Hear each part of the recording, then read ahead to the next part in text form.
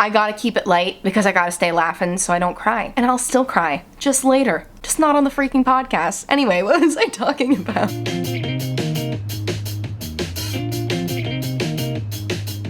Hello, and welcome back to the Hard Feelings Podcast. This is, of course, my mental health podcast where we talk about things like anxiety, depression, anger, jealousy, hard feelings, dude. And welcome back to freaking Season 2. It's the Season 2 opener. I took an unannounced 2-week break. We love boundaries. It really wasn't boundaries. It was just me not realizing I was going to take a 2-week break because when I tell you life's been a little wacky. It's been a little bit of a bumpy roller coaster ride since like right after the holidays. So, but it's good. We're rolling with the punches. We're getting through it. I was gonna do today's episode on grief.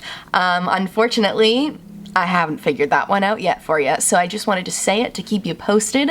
I'm going to continue tackling that hard feeling. My therapist gave me a hot tip in therapy today. She told me that grief doesn't always come right after the sad thing. Sometimes it comes later, too. So if you're not always feeling it when you think you're going to be feeling it, that is okay. That's a little teaser for you for the grief episode to come. But you know what I need to do today, and I hope you'll freaking join me. Today, I need to regulate my nervous system because, like I said, life's been pretty crazy since about late December of 2023. A lot of good's happened too. I've had a lot of good times. I've enjoyed a lot of beautiful little light snowstorms, which has been fun, but a lot of not so fun stuff has happened too. And I just feel like this is something we can all do, right? Even if you've had the pleasure of not having a bumpy roller coaster so far this year, I love that for you, but I feel like we all get a little rocked after the holidays, whether you celebrate the end of December holidays or not, like it's just that time of year is chaos. December has a different energy to it, dude. You can't tell me December and January feel the same. They're vastly different months, vastly different seasons. It's honestly,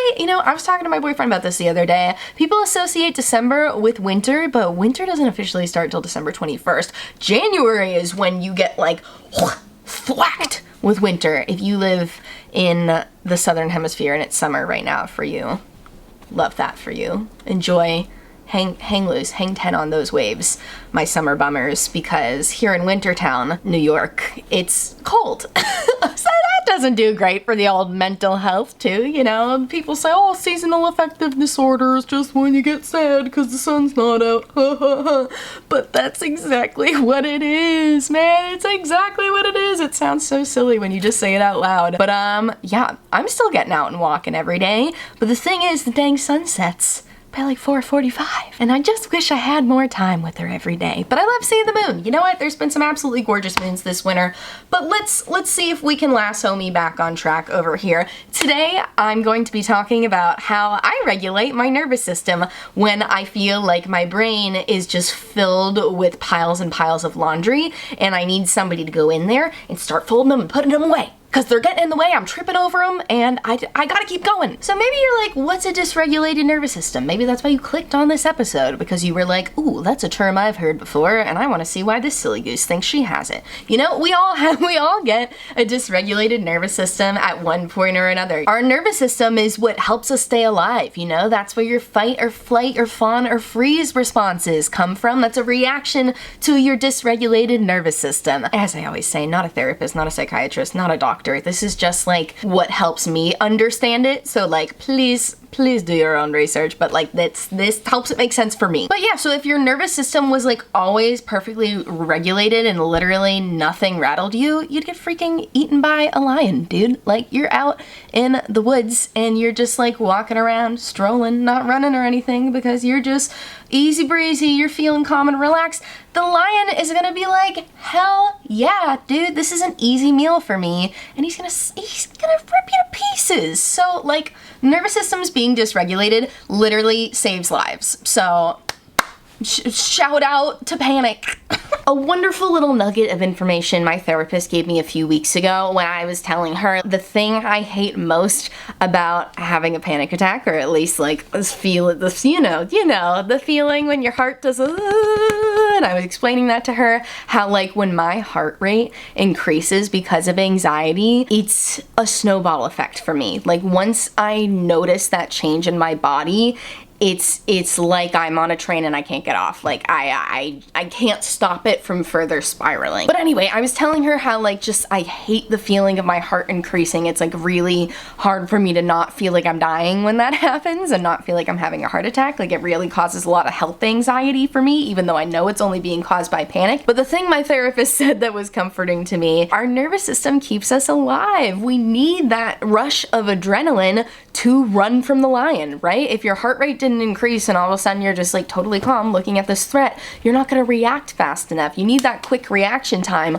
Unfortunately, with a lot of panic attacks, it's not a physical threat right in front of us, right? A lot of panic attacks are caused by things going on up here that are tearing apart our minds, but not tearing apart our physical bodies, but our body has a physical response. So just like having that reminder of being like, okay, this is literally your body having your back. This is your heart having your back and saying like, okay, I'm gonna start pumping a little faster so that you can run from whatever threat this is.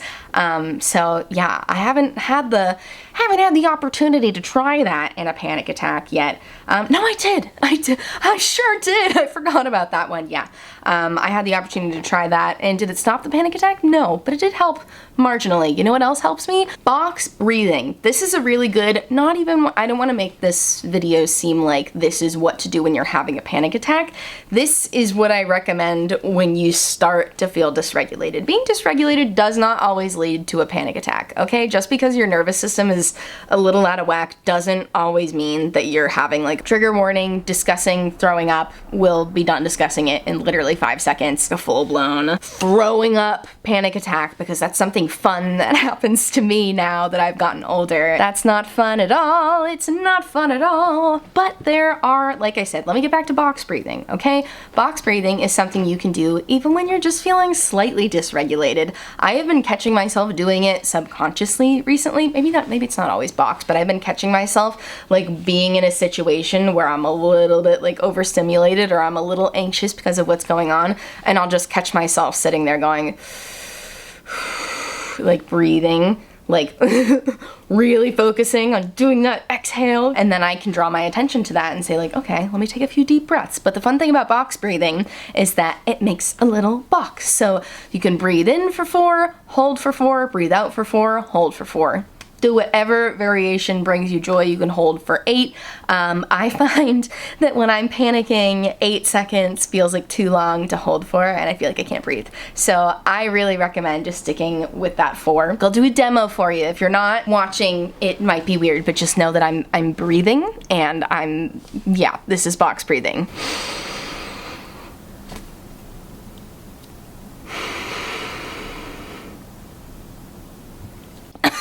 Okay, that wasn't perfect, but like, you get it, right? You're making a box. That I have heard from actual therapists. Me, not a therapist. I know therapists, though. And they've said that box breathing forces your nervous system to regulate, because just like focusing on that breathing and the inhaling and the holding and the exhaling and the holding helps turn down the noise a little bit. And I have definitely found that that works. Deep breathing in general, honestly, getting some freaking fresh air. Dude, if you can get the heck outside, get the heck outside. What are you still doing in here? Get out there right now. And if you can't, I want you to rip open that window. And if you can't do that, turn a fan on. If you can't do that, air is really the key here. Are we noticing that? The last thing I talked about was breathing. This is air. I really do think there's something to be said about fresh air that has a physical effect on your nervous system. At least that has been my experience. Earlier today, I had just finished up therapy, and like, as much as I love going to therapy, talking to my therapist, it's talking about a lot of hard feelings. Isn't it so funny that I like to come talk more about them afterwards and talk to my journal about them afterwards? It's almost as if talking about them helps, but either way, it's heavy stuff. Doing this type of inner work is heavy stuff. That's why I'm such a silly goose on here. That's why I am the president of the SGC Silly Goose Committee, and it's because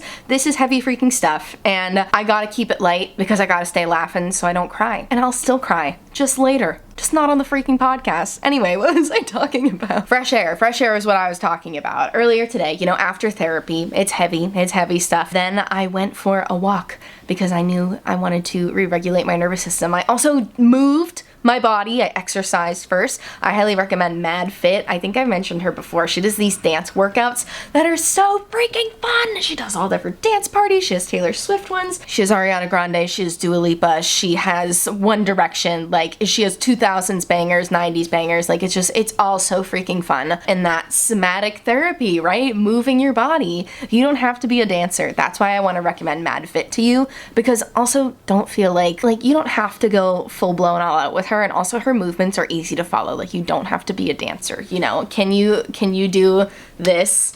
Can you clap your hands above your head? Like, if you can do that, you can do Mad Fit.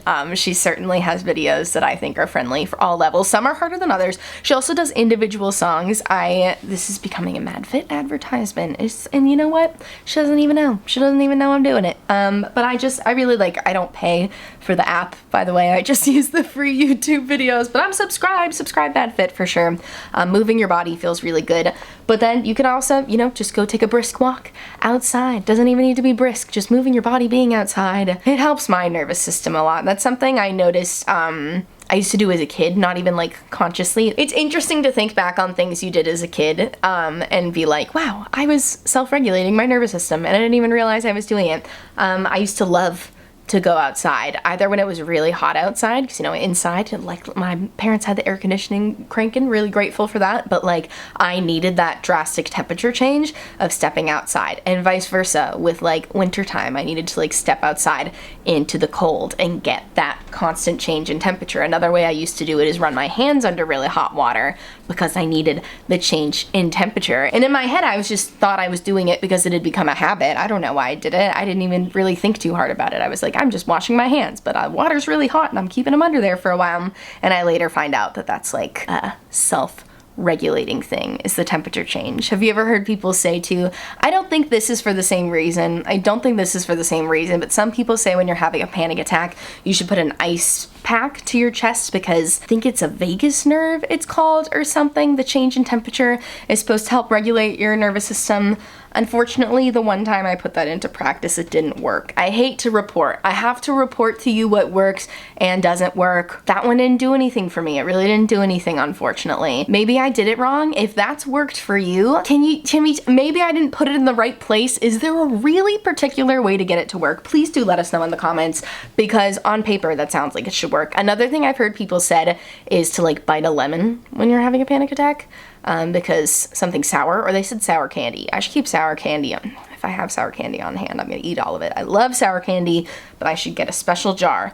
My panic attack candies. The thing when I'm panicking though is I'm not hungry at all.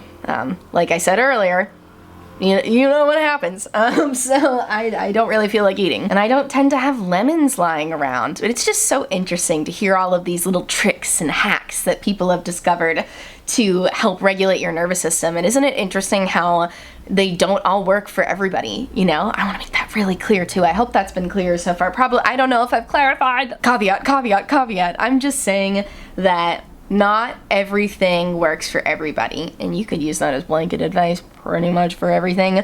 But when it comes to exercises and activities that help to regulate your nervous system, the same things aren't going to work for everybody, you know? So I'd love to hear what works for you. I am always down to try new things, especially when they're easy things that don't cost any money, because I mean, there's so many supplements and powders and things out there that say they're good for anxiety. And hey brother, I'm drinking them. I'm absolutely drinking kava tea because it says it helps with stress.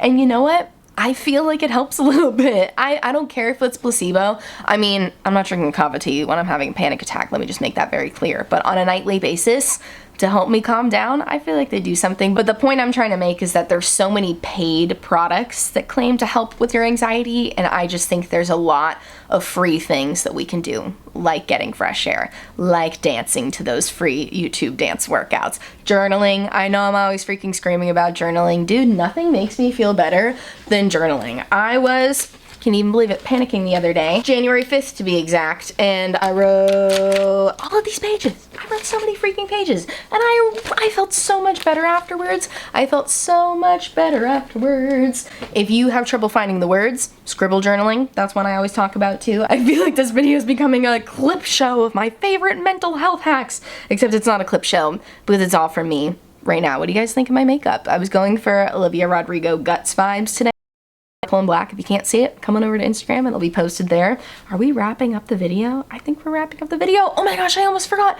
Mental health song of the week. Oh man, I have been listening to so much. What do I want to pick? I'm gonna pick Vampire Empire by Big Thief because it makes me feel good. It is a good way for me to express rage. It feels personal. It's just a really good song. If you haven't heard it yet, they say you turn me inside out and then you want me outside in. You spin me all around and then you ask me not to spin. You say you want to be alone and you want children. You want to be with me. You want to be with him. It's iconic. It's really, really freaking good. If you're someone who has trouble expressing your rage and you need a song to just like thrash to, that's the one for you. It's been certainly doing the job for me. So definitely check out Vampire Empire by Big Thief. I will link it down below, along with all the makeup products I'm wearing today. Look at us, sliding seamlessly into the outro. Thank you guys for coming with me on another journey, season 2. This is your first time joining us. Thank you so much for being here. Subscribe, follow, if you're listening, come check us out on YouTube. If you're watching, come listen to us. My light died. You know what? We're taking that as a sign from the universe that we're rambling, and now I'm done, and I will see you guys next week with a new video. Bye, take care of yourself.